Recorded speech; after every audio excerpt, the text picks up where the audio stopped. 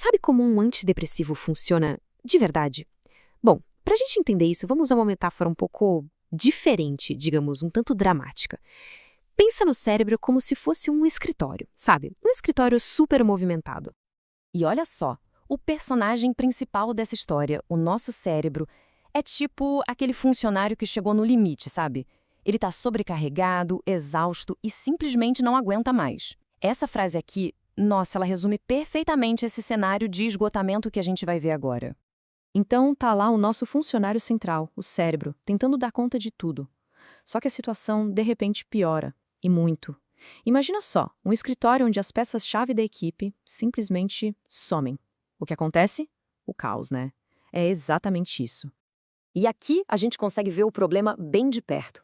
A ideia de transformar os neurotransmissores em funcionários é fantástica. Pensa bem, a serotonina, que é quem cuida do bem-estar geral, do bom humor, ela vazou. A noradrenalina, que dá aquela energia, aquela disposição, essa tirou férias. E a dopamina, aquela que traz a sensação de prazer, de motivação, virou aquele colega de trabalho que só aparece quando quer. O resultado disso tudo? Um ambiente com moral lá no chão e a produtividade, claro, zerada. E é bem nesse momento, quando o escritório está prestes a implodir, que aparece alguém. Uma figura totalmente inesperada. Alguém que chega com a missão de botar um pouco de ordem nessa bagunça. E quem é? O antidepressivo. Mas olha só, a gente não tá falando só de uma cápsula, não.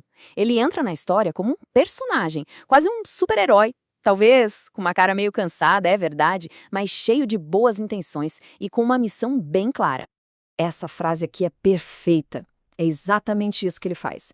Ele chega, olha a situação e na hora saca qual é o problema principal. A galera mais importante da equipe, tipo a serotonina, tá indo embora muito fácil. A missão dele é impedir que essa galera continue saindo. Ok, mas como ele vai fazer isso? Qual é o plano de ação desse nosso herói para impedir essa fuga em massa e colocar o escritório para funcionar de novo? Vamos descobrir agora o mecanismo por trás de tudo. Então o segredo todo está aqui. O problema real na neurologia tem um nome. São os transportadores de recaptação. Mas para nossa história do escritório, a ideia de portas de fuga é simplesmente perfeita.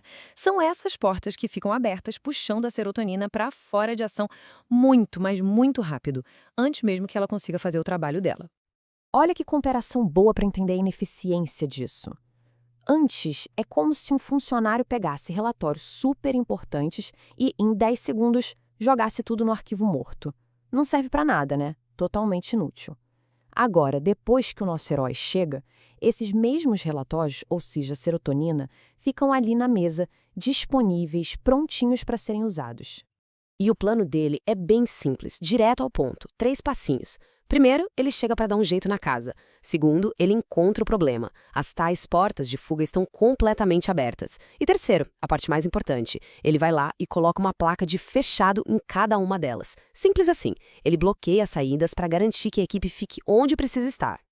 E aí vem o clímax da nossa história. Esse grito do cérebro.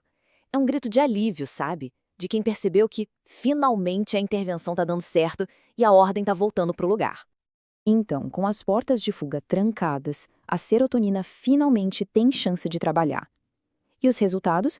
A gente começa a ver na prática. O humor melhora, as emoções ficam mais equilibradas, a ansiedade dá uma boa diminuída e até o foco e energia ganham ajuda e tanto. Mas uma coisa super importante. Essa reorganização toda não é mágica. Não acontece da noite para o dia. É um processo. Leva tempo. Demora algumas semanas para que o nosso escritório volte a funcionar nos eixos. A equipe química precisa desse tempo para se reajustar, se reorganizar e aí sim voltar a trabalhar em harmonia. Bom, agora vamos deixar nossa história do escritório de lado só por um instante, porque a gente precisa falar de uma coisa muito, muito séria. O ponto principal é o seguinte: por mais que a gente tenha usado uma analogia leve, o assunto é seríssimo. Antidepressivos são medicamentos fortes, complexos. O uso deles precisa, sem exceção, ser feito com acompanhamento médico, sempre com a supervisão de um profissional. E para fechar, fica uma reflexão, né? Se toda essa confusão e reorganização acontece só para regular o nosso humor, Para e pensa em tudo mais que acontece nesse escritório maluco e fascinante que é o cérebro. A gente mal começou a arranhar a superfície dos seus mistérios.